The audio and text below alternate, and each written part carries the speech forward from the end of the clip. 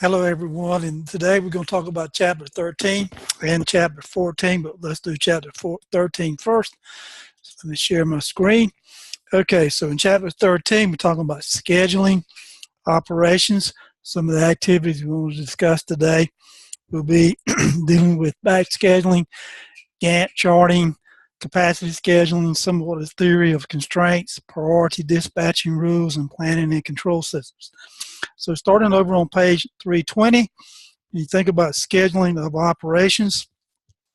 Scheduling decisions, it really is about how we go about allocating what we have available in our resources, whether it be equipment, labor, to take care of any activities or tasks that the customers may need over some designated period of time. And we typically do this through scheduling, which involves how we're going to go about making the decisions to allocate those resources. And those typically deals with how we talk, and when you're talking about manufacturing, the facility decisions, as well as the aggregate planning. But if we're talking about human resources, how do we go about scheduling out their workday to ensure that they maintain their productivity as well as their efficiency?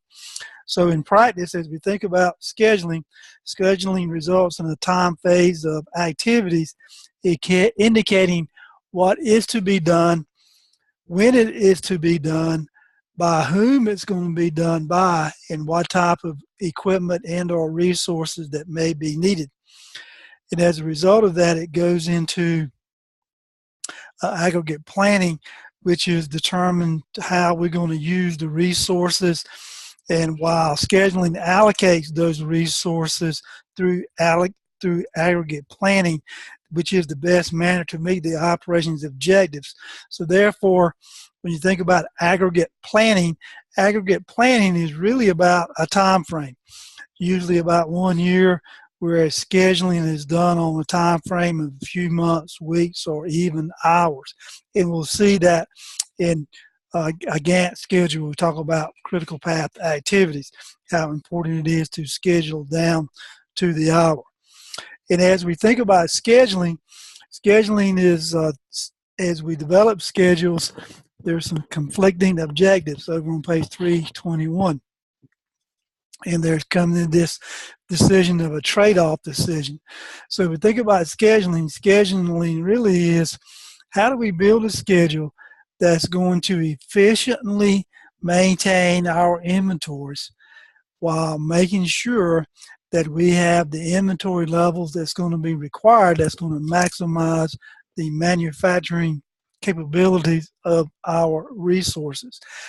And as we think about that, allocating those resources while maintaining our inventory levels as low as possible, but yet not having any stockouts, so that we constantly have stuff on the shelves for our customers while we're maximizing our manufacturing capabilities.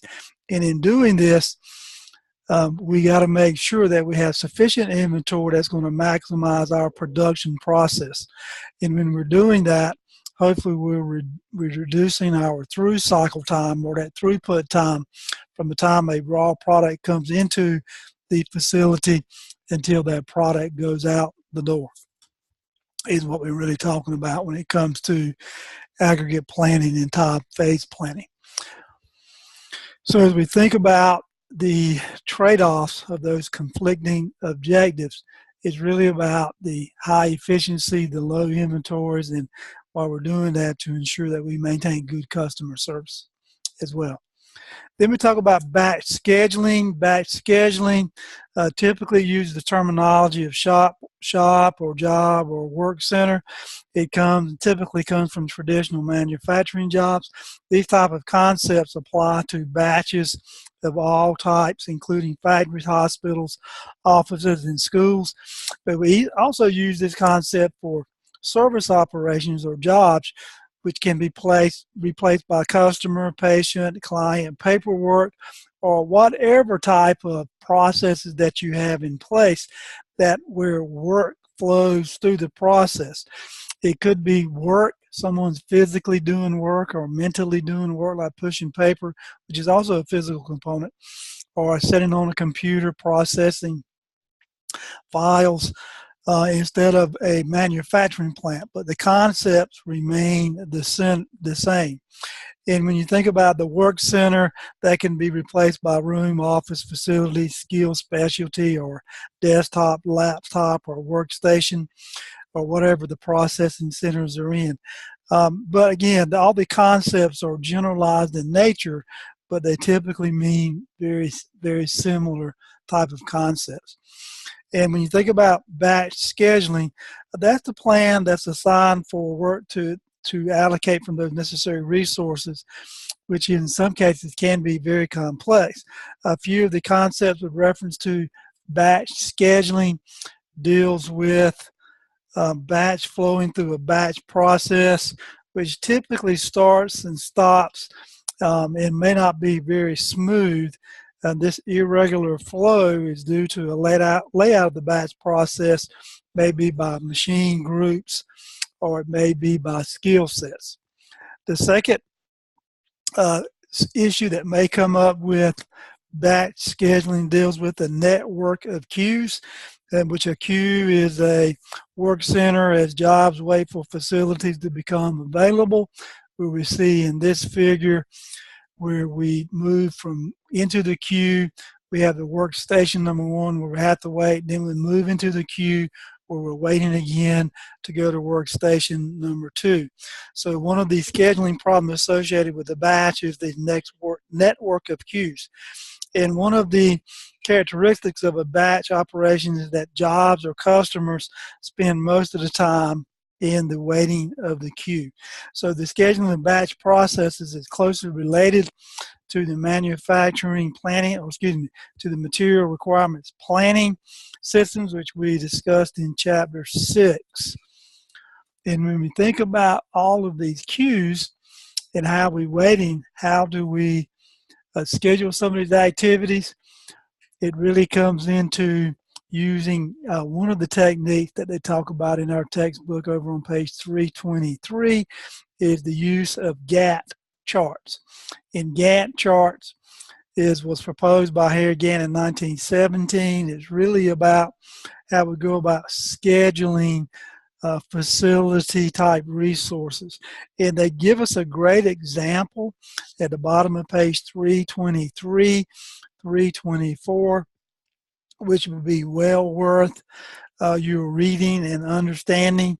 In this particular example, we have 3 work centers of A, B, and C. And of those work centers, we have 5 jobs that needs to be scheduled. And if we see over in figure 13.1, we see the jobs in the work centers and the machine hours and when it's going to be due. And then if we go over to the next page, we see a physical layout, figure 13.3, which actually looks at how the job is going to be monitored. And one of these things about a Gantt chart is that one way to evaluate the machine performance is to take what it's going to take to complete all the work, which is known as the make span, which is the total time to complete the set of jobs assigned for the total machines. And then this other concept of machine utilization, which is another measure of Gantt chart performance, which is adding up all the idle time for each machine and divided by the total time that it's going to take to do all the jobs, gives us the machine utilization. And is used to obviously to monitor one measure of job performance, to measure the progress of the particular job. And one of the ways we want to do is to schedule this out where we're optimizing our schedule time through each activity, through each machine. Here's the figure that's listed on page 323, and here's a scheduling example figure that shows the sequence of the way that the jobs need to be done is a graphical representation, and this is the Gantt chart over on page 324, which shows us figure 13.3 along with the machine idle time and the job waiting time. So if we start with job number 1, we see that it starts with machine A, goes for 2 hours, then job number 1 on machine 2 begins at time t plus 2, then it goes for 1, 2, 3 hours, then it jumps from job number 1 down to from machine from machine A for 2 hours, then machine B for 2 hours at t plus 2, then it jumps down to machine at t plus 5 to complete that job. And once job number 1 is completed, then it looking for job number 2. Job number 2 starts at t plus 9 on machine C, goes to t plus 15. Once job number 2 is completed, then we see it goes back up to job machine 18, where it's completed there. Then we start with job 3, job 4, job 5, as you can see here. But as we think about looking at, we've got 3 machines. The total makeshift span to do all 5 jobs is going to be a total of 20 hours. Because if we start here at T0 to get through with all 5 jobs, with job number 3 being completed after 20 hours, but you can see job 4 and job 5 is sandwiched in between machine A and machine B, as well as machine C, but the total makeshift time from T0 to all 5 jobs are completed is 20 hours. So how do we go about calculating our makeshift span? Is what we just said here. If we want to look at machine utilization, then machine utilization in this particular example, we add up our idle time that we see here with machine A. We have 1 hour, 2, 3, 4, 5 hours of idle time where there's no lines through, there's no activity, where there's no bolted lines going in machine A. Machine B, we have 2, 3, 4, 5, 6, 7, 8 hours.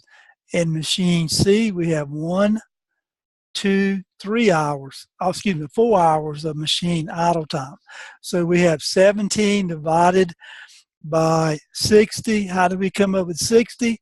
We've got 3 machines times 20, which is the total makeshift time, which gives us the time span of 60 hours. So 17 divided by 60 gives us a utilization of 28.3%, and the idle time equals 3 times the makeshift time, which is 43 hours. 17 times 3, which is 40, make span of 43.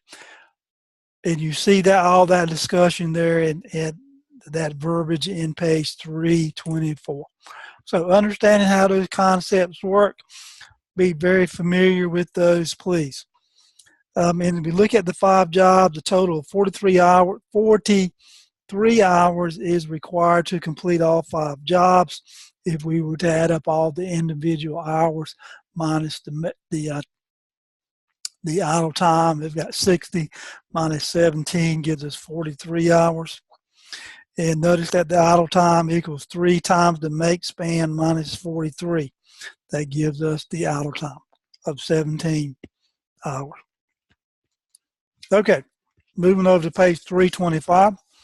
When you think about, when you think about measuring job performance, waiting times of jobs and machine utilization are certainly dependent on the sequence of jobs, how those jobs are scheduled. In this particular case, we have 5 jobs to be scheduled, which if we use the factorial notation, 5 times the exclamation point, or 5 times 4 times 3 times 2 times 1 is the factorial, which gives us the different type or the number of total sequences of possible ways in which we could schedule these 5 jobs. So if we were to construct 120 Gantt charts for each one of these possible sequences, then we can determine the sequence with the minimum make span, or the one that's going to minimize our waiting time. So in general, for n number of jobs, there will be n factorial possible sequences to evaluate to determine the optimum sequence. And how, when you think about that concept, continuing on page 325, when you look at machine scheduling problem, using algorithms in order to measure the schedule performance. One of those is that the machine scheduling, which is the M time N, or Mike time November, which is the machine scheduling problem, where M, or Mike, is the number of machines and N is the number of total jobs. So optimum solutions can be found for a small number of values of N, M times N. And if you look at, if we had 3 machines times 5 jobs, that would be a 3 by 5 machine scheduling type of problem. So as you think about batch scheduling, at the bottom of page 325, those 3 conclusions is good understanding when it comes to how batch scheduling works, and how using heuristic procedures can give us a optimum, or a very close approximate of the optimum schedule point. Then over on page 326, let's talk about finite scheduling, which is an extension of the Gantt chart. It establishes work schedules that's produced in a certain period of time, considering the difference of their limitations. Typically, finite scheduling uses a scheduling type software to determine a good scheduling workflow. And they give us a good example there on page 326 for your reading enjoyment as well. But in doing this, there's this concept at the bottom of page 326 called forward scheduling and backward scheduling and bottleneck. And forward scheduling provides a feasible estimate of a completion date for all current orders. And if we do a backward scheduling, we can use that to assign orders to machines or other resources from a due date to determine when the work must be started in order to complete it by its work date. And one of the concepts of all of this is looking at this concept called bottleneck. And bottleneck is where a work center or a machine or something in that process whose capacity is less than the demand placed on it, is less than the capacity of all resources.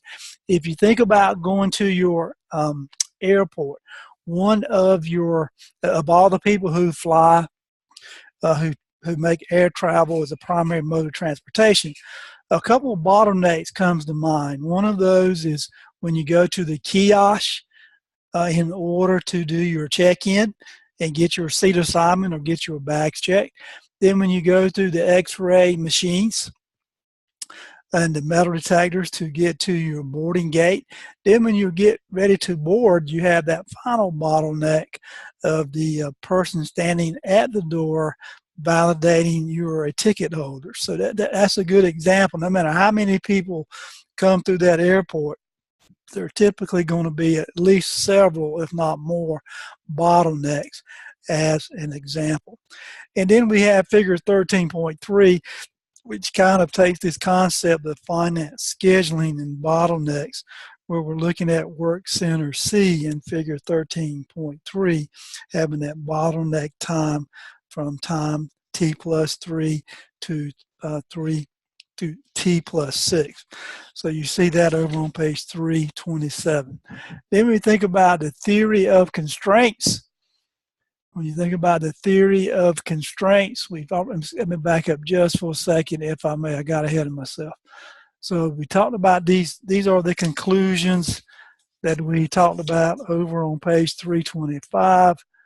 This is the finite scheduling we just got through talking about with reference to the bottlenecks, the forward and backward scheduling. Here is the theory of constraints over on page 328, where if we think about this theory of constraints, Eliel Goldratt argues that making money comes from operations that can be broken down into three significant measures. And those three measures are key elements that he identified. We see here is throughput, inventory, and operating expenses. So when you think about throughput, is really defined as the sales of the plant minus the cost of the materials used to produce those goods.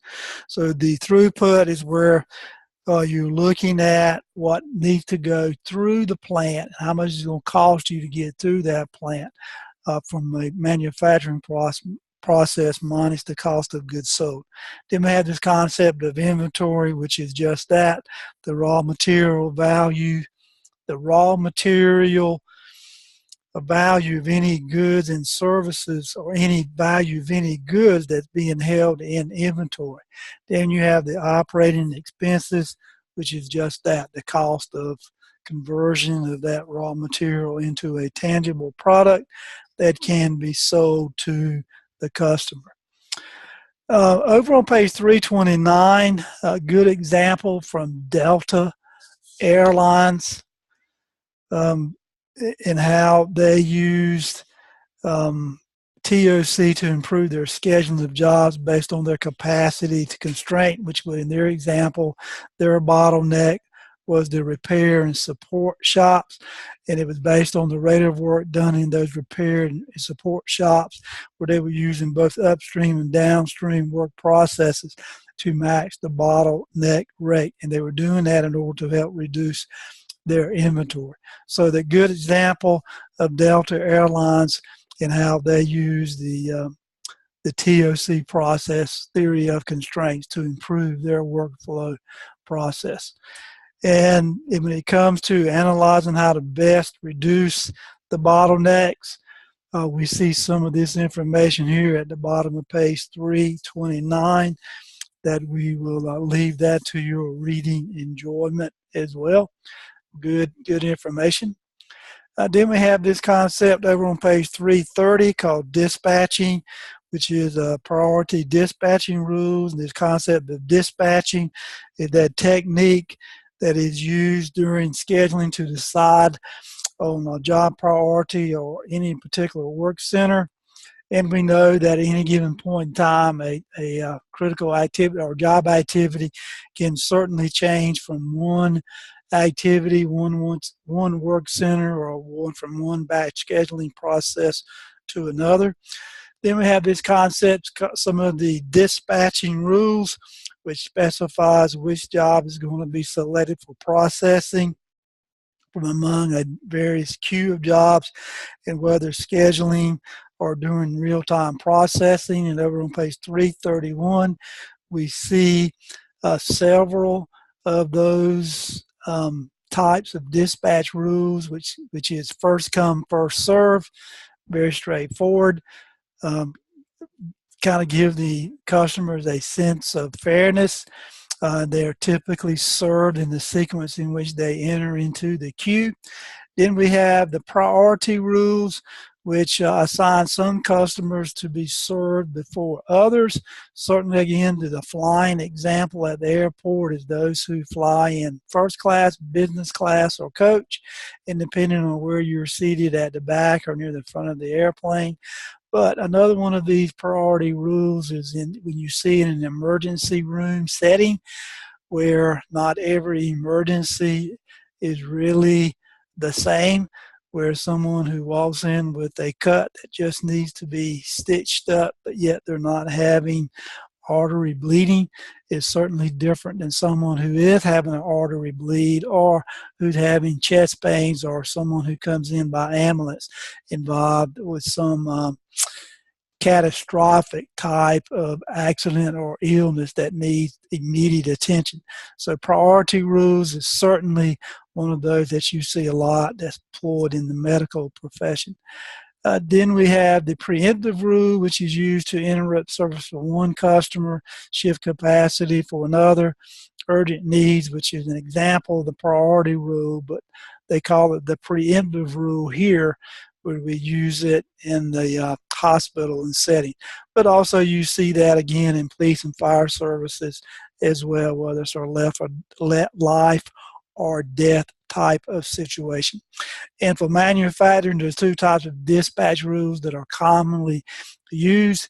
One is critical ratio, CR, and the other one is shortest time processing.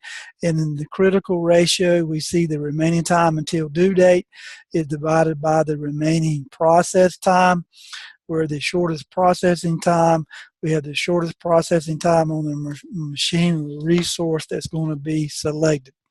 But that is some of the difference in the priority rules that we see over on page 321. Then over on page 331, back on this one here. I think I said 321, but I actually meant to say 331. 332 and page 333 is where we get into this planning and control systems, and what are some of the questions that every scheduling system should strive to answer? What delivery date do we promise? Where's the bottleneck? When should we start each particular activity? How do we ensure that each job is completed on time? And some businesses will use this advanced planning and scheduling, APS, which is applied to what is being referred is to a planning and control system using software that includes various type of scheduling methods such as finite capacity, constraint-based, bottleneck scheduling, dispatching at plant floor, which is what it's trying to do is to maximize throughput through a manufacturing or a workflow process while minimizing inventory, while ensuring we're meeting consumer need dates. They give us a good example on page 333 in the courtroom. Interesting reading as well. And concluding in this chapter, we want to make sure that as you think about using scheduling, the techniques you're going to use in scheduling, the type of questions that you want to answer, and the type of dispatching rules that may be applicable to that particular type of manufacturing or service activity you're trying to schedule. And with that, that concludes chapter 13, and thank you so much for watching.